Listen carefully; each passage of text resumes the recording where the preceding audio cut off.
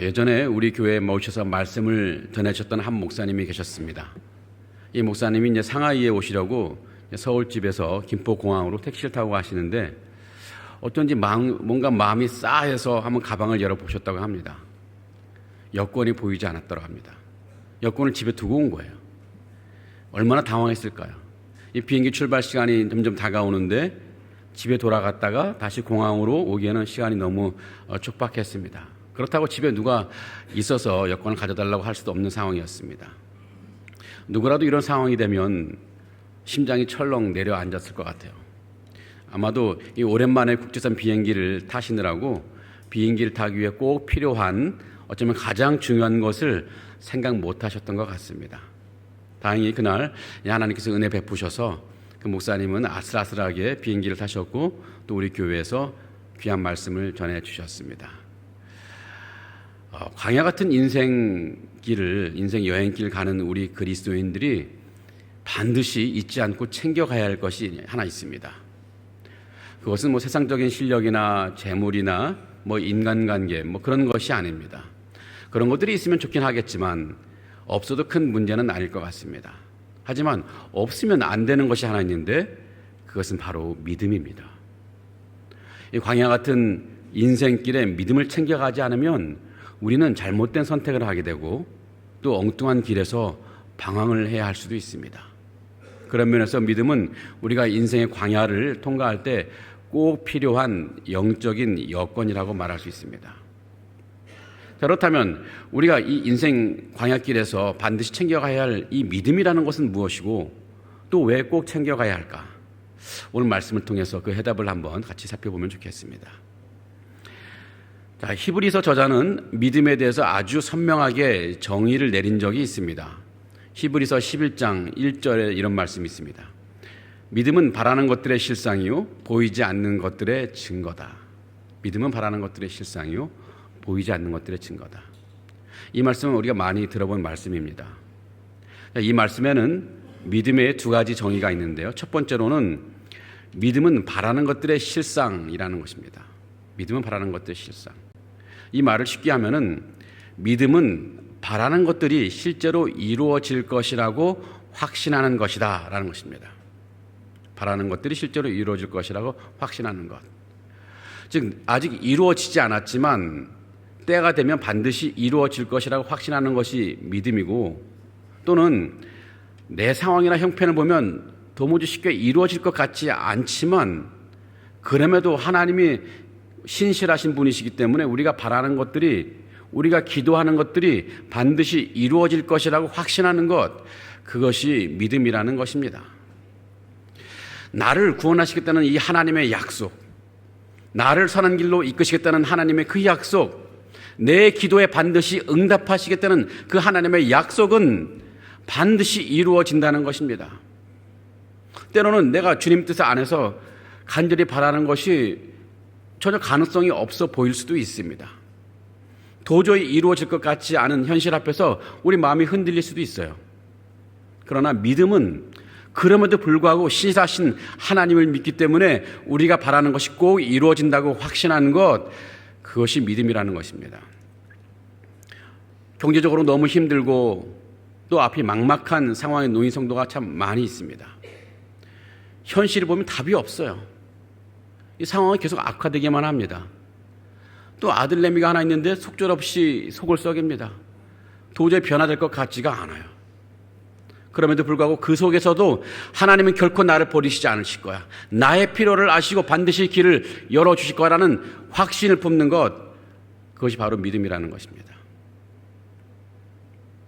아직 이루어지지 않았지만 이미 받은 것처럼 신뢰하며 살아가는 것, 그것이 믿음의 본질입니다.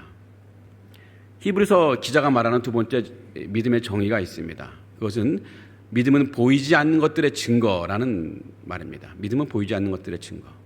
쉽게 말씀드리면 믿음이라고 하는 것은 보이지 않아도 분명히 존재한다고 확신하는 것이다. 자, 하나님은 우리 눈에 보이지 않습니다. 또 하나님의 능력이라든지 하나님의 인도하심도 우리 눈으로 직접 확인할 수 있는 것이 아닙니다. 하지만 그럼에도 하나님은 분명히 계시고 또 하나님이 나와 함께 계시며 또 내 삶을 선한 길로 인도하시는 하나님의 능력이 나를 돕고 있다는 것을 확신하는 것, 그것이 믿음이라는 것입니다.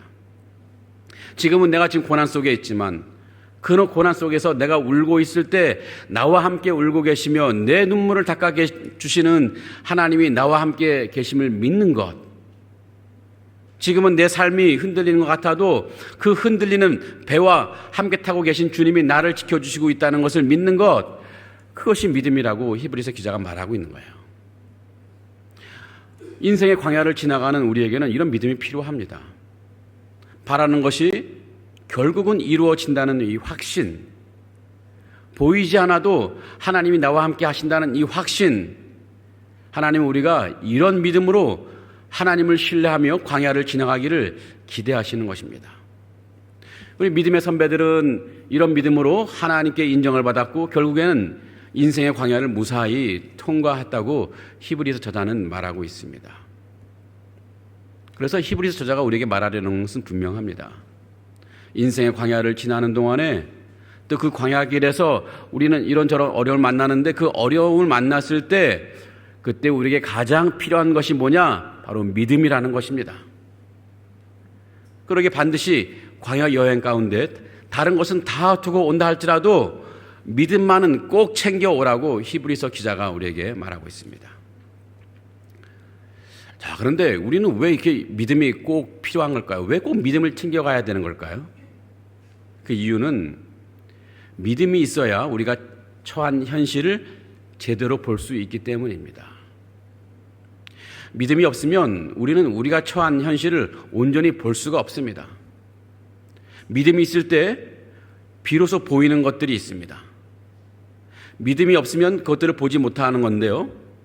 지금 믿음이 없을 때 우리가 보는 현실은 전체가 아니라 일부에 불과합니다. 가장 중요한 것을 보지 못해요. 이게 뭘까요? 자, 우리는 우리 인생길을 혼자 가는 것이 결코 아닙니다.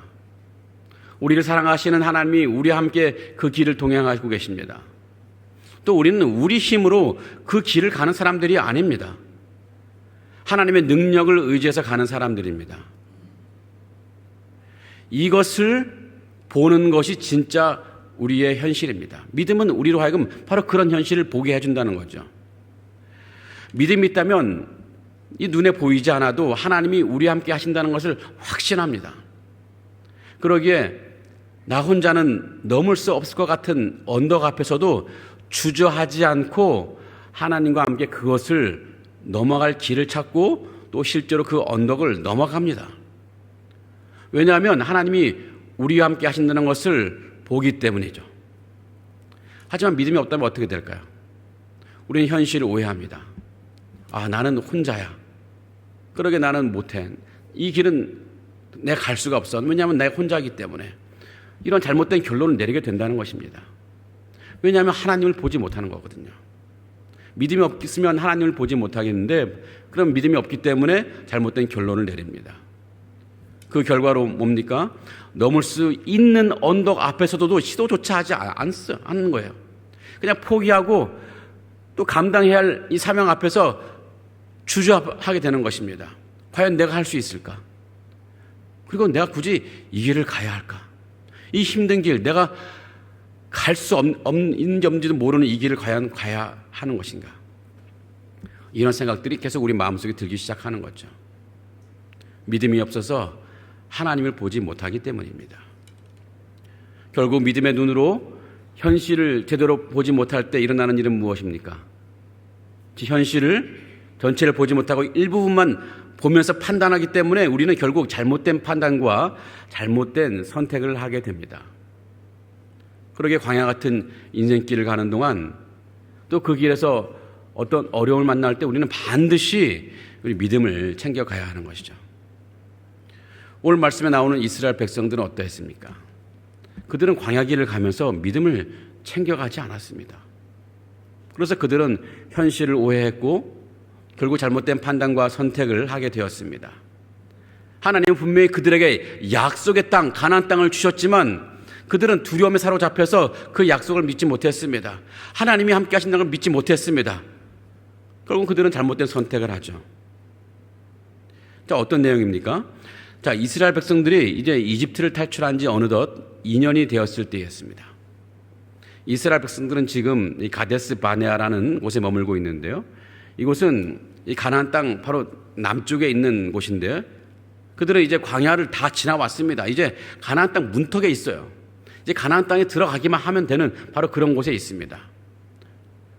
자, 이때 하나님은 모세에게 명령하십니다. 가나안 땅에 들어가기 전에 가나안 땅을 정탐하라는 명령을 내리셨는데요.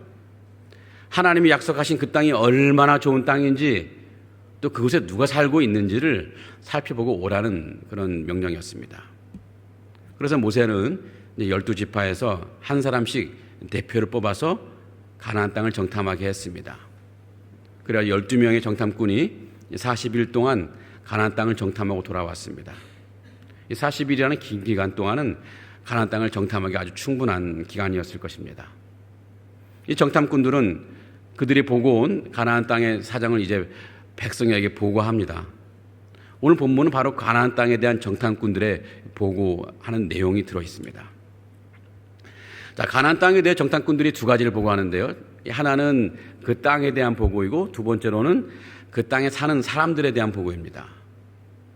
그 땅은 하나님께서 약속하신 대로 과연 젖과 꿀이 흐르는 너무나 비옥한 땅이었습니다. 한편 그 땅에 참 많은 사람들이 살고 있는데 그들은 너무나 강해 보였다는 것입니다.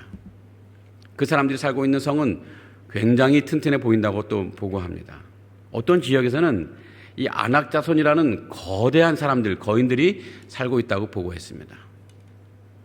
자, 이 보고를 정리하면 가나안 땅은 분명히 하나님께서 약속하신 그대로 풍요와 번영을 누릴 수 있는 비옥한 땅이지만 결코 쉽게 정복될 수 없는 땅이라는 것입니다. 다시 말해서 이스라엘 백성들은 막강한 가나안 사람들과 치열하게 전투를 하고 그 전투에서 승리해야 비로소 젖과 꿀이 흐르는 약속의 땅을 차지할 수 있다는 보고였습니다.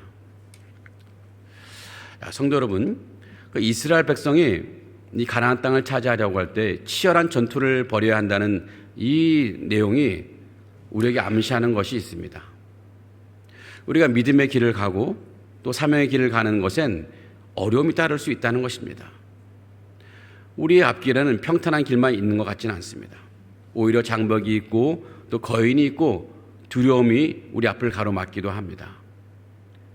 그래서 우리는 흔히 오해하는 경우가 있습니다. 아니, 하나님이 주신 길이라면, 하나님이 주신 믿음의 길과 사명의 길이라면 당연히 순탄해야 되는 거 아닌가? 이렇게 어려운 길을 우리가 만난다면 혹시 이 길은 하나님 뜻이 아닌 것은 아닐까?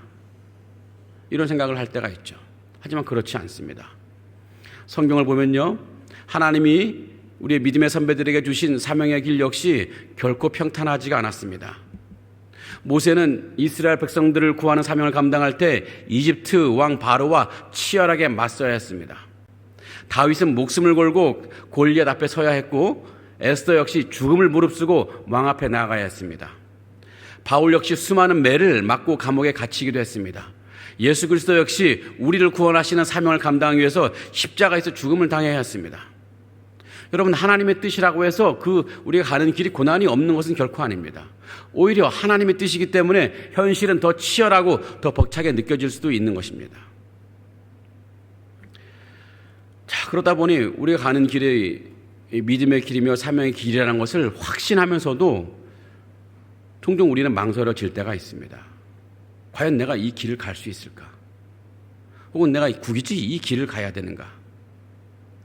분명히 내가 가야 될 길이라는 것을 알지만 현실의 벽은 너무나 높아 보이고 나 자신은 너무나 작고 초라해 보입니다. 어쩌면 바로 그때 우리의 믿음의 실력이 드러나 있는 때이기도 합니다. 여러분, 평소에는 우리의 믿음이 얼마나든 잘 드러나지 않습니다. 하지만 무엇인가를 결정해야 될 그 자리에서 혹은 또 고난의 순간에서 그 사람의 믿음이 고스란히 드러나곤 합니다. 여러분, 그러고 보면 이 믿음이라는 것은 아주 고요한 기도실에서만 평가되는 것 같지는 않습니다. 기도 많이 하는 것, 말씀을 많이 읽고 말씀을 많이 아는 것 너무나 중요한 영적인 습관이긴 하지만 그것이 곧 우리의 믿음의 실력과 같은 말은 아닐 것입니다. 진짜 믿음은 현실 앞에서, 때로는 어떤 어려운 현실 앞에서 우리가 어떻게 반응하느냐로 증명될 수 있습니다. 여러분도 많이 경험하시지 않던가요? 어려운 현실 앞에서 맥을 못 추는 우리의 믿음에 여러분 실망할 때가 있지 않던가요? 저 역시 많이 제 자신을 보면서 실망할 때가 있습니다. 현실 앞에서 드러나는 우리의 초라한 믿음, 어쩌면 그것이 우리의 진짜 믿음일 수 있습니다. 그런데 여러분, 그렇다 하더라도 우리 실망할 필요는 없습니다. 우리에게 소망이 있습니다. 광야는 단지 우리의 믿음을 드러내는 자리만은 아닌 것 같습니다. 그것은 하나님께서 우리의 믿음을 자라나게 하시는 훈련장이기도 합니다. 여러분, 이 믿음이라는 것은 시련 속에서, 고난 속에서 더 깊어지기 마련이거든요. 그러기에 인생의 광야에서 겪는 이 어려움 속에서 내 부끄러운 믿음의 민낯이 드러나기도 하지만 하나님은 그런 우리를 그런 고난 속에서, 광야 속에서 성숙한 믿음의 사람으로 빚어가시기도 하시는 분이십니다. 여러분, 이게 여름에 비가 한 번 쫙 내리면 시냇가에 있는 갈대가 하루 만에 쑥 자라지 않습니까? 우리의 믿음도 이 눈물의 계절, 혹은 인내의 계절, 이 광야의 계절을 지나면서 눈에 띄게 성장할 수 있습니다. 그러기에 우리 광야길을 가는 동안 또 광야에서 겪는 이 고난은 어쩌면 우리 믿음에 너무나 좋은 기회일 수 있습니다. 지금 인생의 광야에서 겪는 이 어려움에 대해서 우리가 탄식하며 낙심할 것이 아니라, 또 드러난 내 초라한 믿음 보면서 실망할 것이 아니라 오히려 나의 작은 이 믿음이 성숙될 수 있는 좋은 기회로 삼으시는 여러분 되기를 주님의 이름으로 기원하고 축복합니다. 다시 말씀으로 돌아오면 이스라엘 정탐꾼들의 보고를 들은 이스라엘 백성들은 지금 믿음의 시험을 받는 자리에 서게 되었습니다. 자, 현실 앞에서 정탐꾼들은 두 갈래로 보고를 하는데요. 자, 먼저 여호수아와 갈렙의 이 보고를 볼까요? 30절을 보면 이런 고백을 합니다. 갈렙이 모세 앞에서 백성을 조용하게 하고 이르되 우리가 곧 올라가서 그 땅을 취하자. 능히 이기리라 하니. 갈렙과 여호수아는 그 땅을 정복할 수 있다고 말합니다. 그들도 현실을 모르진 않습니다. 그들도 거대한 성읍을 보았고 강한 족속의 위세도 보았을 것이고 안악 자손의 장대한 모습도 분명히 목격했습니다. 하지만 그들은 말합니다. 우리는 올라갈 수 있다. 능히 이길 수 있다. 그런데 나머지 10명의 정탐꾼은 전혀 다른 반응을 보입니다. 31절을 볼까요? 우리는 능히 올라가서 그 백성을 치지 못하리라. 그들은 우리보다 강하니라. 자, 이들은 갈렙의 말과 정반대의 결론을 내고 있습니다. 우린 도저히 못 올라간다. 정복은 불가능하다. 더 나아가서 그들은 그 땅에 대해서 악평을 하기 시작합니다. 그 땅은 거주민을 삼키는 땅이다.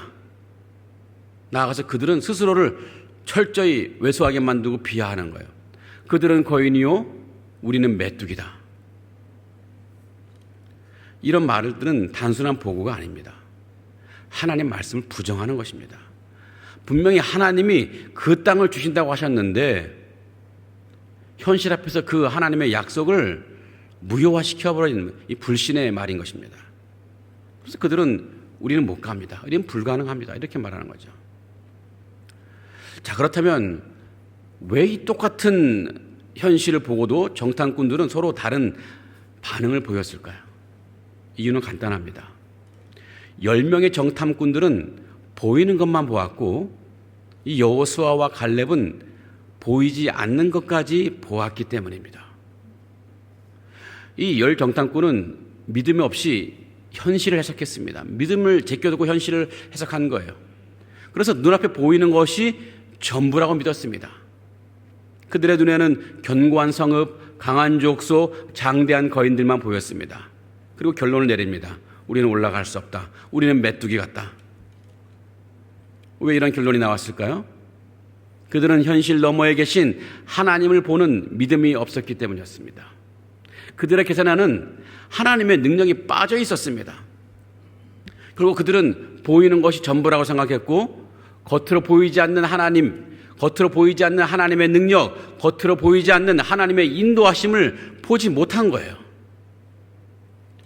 성도 여러분, 이 믿음이 없으면 사람은 항상 눈에 보이는 것만을 신뢰합니다. 하나님 보이지 않고 오직 현실의 조건이 모든 판단 기준의 조건이 되는 것이죠. 그러나 믿음의 사람은 보이는 현실 앞에서도 보이지 않는 하나님의 손길을 신뢰합니다.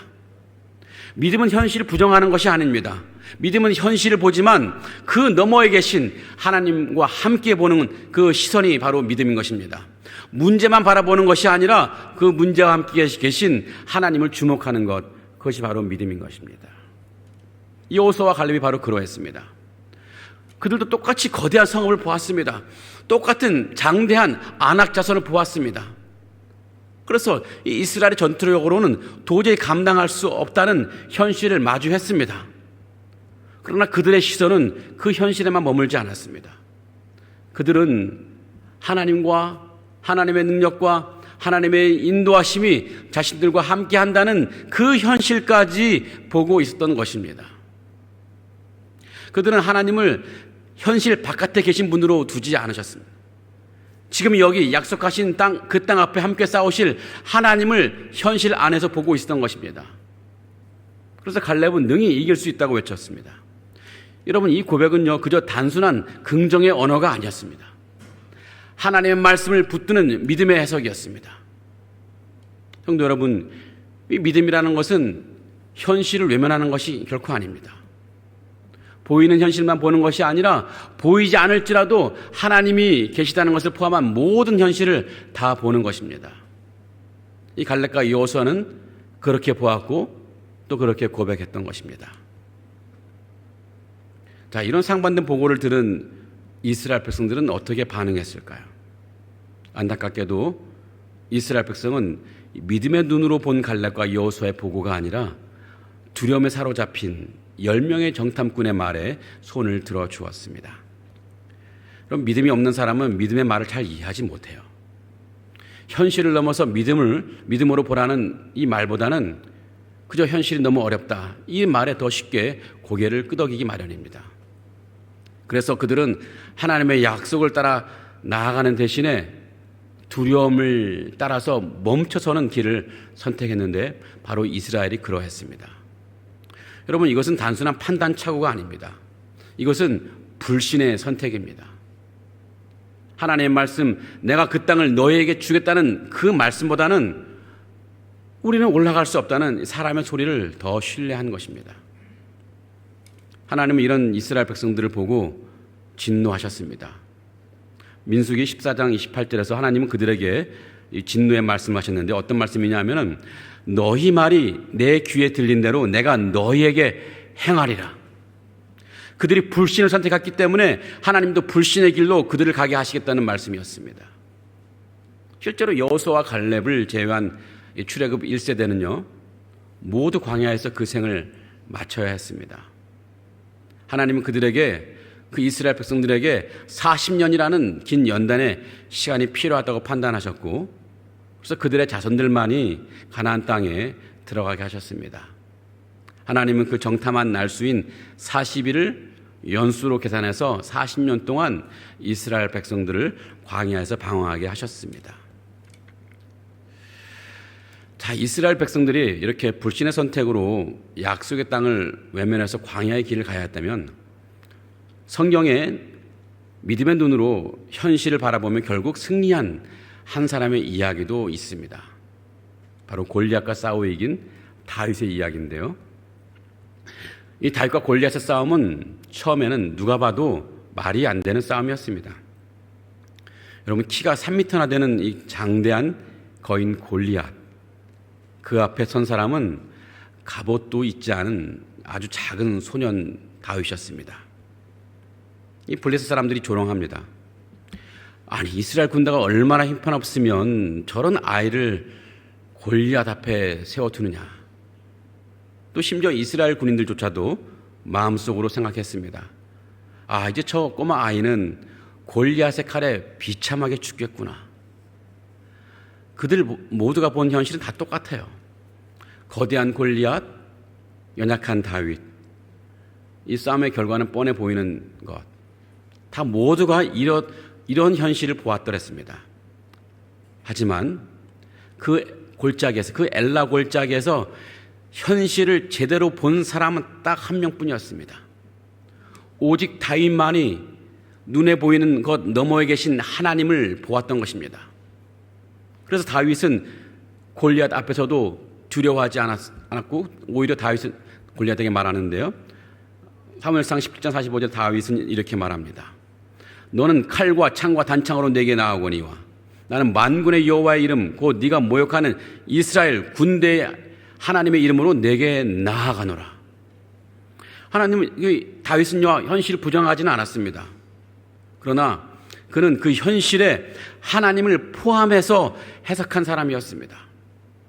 믿음의 눈으로 현실을 다시 보고 해석한 사람이었습니다. 이제 다윗은 물매로 작은 돌을 골리앗에게 던집니다. 사람들은 어떻게 생각했겠습니까? 그냥 돌멩이 하나가 골리앗에게 날아가는 것으로 보았습니다. 왜냐하면 그것만 보이는 거거든요. 그 사람들에겐 작은 돌멩이가 힘없이 날아가는 것, 그것이 현실이었을 것입니다. 하지만 진짜 현실은 그게 아니죠. 그 돌에는 하나님의 능력이 함께 실려 있었습니다. 믿음의 눈을 가진 다윗에게는 그 돌은 그저 돌 하나가 아니라 하나님이 능력이 함께하는 치명적인 무기였던 것입니다. 믿음으로 던진 이 다윗의 돌은 하나님의 능력과 함께 골리앗의 이마를 강타했고 골리앗은 그 돌에 맞아 맥없이 무너져 버렸습니다. 다윗은 골리앗 앞에 섰고 또 골리앗에게 작은 돌을 던졌는데 그렇게 할 수 있었던 것은 다윗은 하나님을 믿은 사람이고 하나님을 보고 있는 사람이었기 때문입니다. 성도 여러분, 우리들에게 이 다윗과 같은 믿음이 있기를 간절히 원합니다. 보이는 것만을 보고 두려워하지 않고 보이지 않는 하나님의 손길을 신뢰하는 믿음이 우리 안에 있기를 간절히 기원합니다. 여러분, 이 믿음이 있으면 세상이 두렵지 않습니다. 세상에 난리가 나도 사업이 흔들려도 내가 직장을 잃어도 자녀가 실패를 경험해도 내 수중에 돈이 하나도 없어도 그 현실이 우리를 무너뜨리지 못한다는 것을 알기 때문에 두렵지 않은 거예요. 그러게 성도 여러분 눈에 보이는 현실 앞에 쉽게 주저앉지 않으시면 좋겠습니다.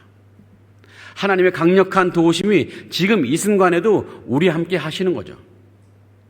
그 믿음으로 광야 같은 인생길을 담대히 지나가시는 여러분들 되기를 주님의 이름으로 간절히 기원하고 축복합니다. 성도 여러분, 우리는 오늘 말씀에서 이 가나안에 있고 이 가데스 바네아에서 두 개의 전혀 다른 보고서를 들었습니다. 하나는 눈에 보이는 현실에 갇혀서 절망을 외치는 10명의 정탐꾼 보고서입니다. 저들은 거인이고 우리는 메뚜기다. 우리는 도저히 이길 수 없다. 이런 보고서 하나 있고요. 다른 하나는 보이지 않는 하나님을 신뢰하면서 승리를 선포하는 여호수아와 갈렙의 보고서입니다. 저들은 우리의 먹이다. 하나님께서 함께 하시니 우리는 능히 이길 수 있다. 이런 보고서를 들었습니다. 이 두 개의 보고서는 좀 오래된 3,500년 전 가데스 바네에서만 들려오는 보고서가 아닙니다. 바로 오늘 우리 삶의 현실 가운데서도 여전히 들려오고 있습니다. 우리 마음속에서 매일같이 이 두 보고서가 충돌하고 있습니다. 현실의 보고서와 믿음의 보고서가 계속 우리 안에서 충돌하고 있어요. 자, 이런 상황에서 우리는 어떻게 해야 됩니까? 선택해야 됩니다. 우리는 더 이상 10명의 정탐꾼이 퍼뜨리는 불신의 말에 마음을 빼앗겨서는 안 될 것입니다. 그 소리는 결국 우리를 주저앉게 할 것이고 하나님의 약속으로부터 우리를 멀어지게 할 뿐입니다. 그리고 그 결과는 40년의 방황, 광야의 방황입니다.